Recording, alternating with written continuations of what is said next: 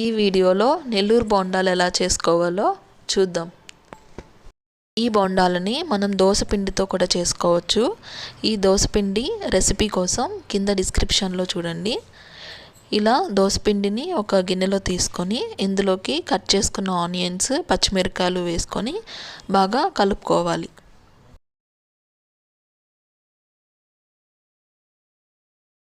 ఆ తర్వాత స్టవ్ మీద బాండలు పెట్టుకొని ఇందులో బోండాలు మునిగేంత వరకు ఆయిల్ పోసుకొని బాగా కాలనివ్వాలి.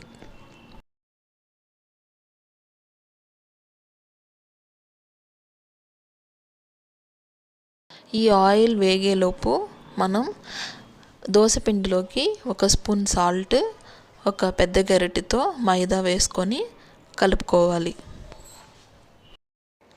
ఇందులోకే మనం ముందుగా కట్ చేసుకున్న ఆనియన్స్ని, పచ్చిమిర్చి కూడా వేసుకొని బాగా కలుపుకొని పెట్టుకోవాలి.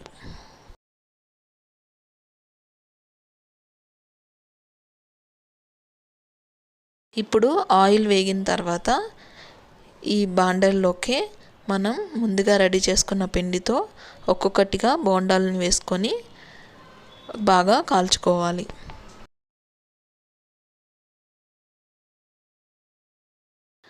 ఈ బోండాలు ఒకవైపు బాగా వేగిన తర్వాత ఇంకొక వైపుకి తిప్పుకుంటూ బాగా వేయించుకోవాలి.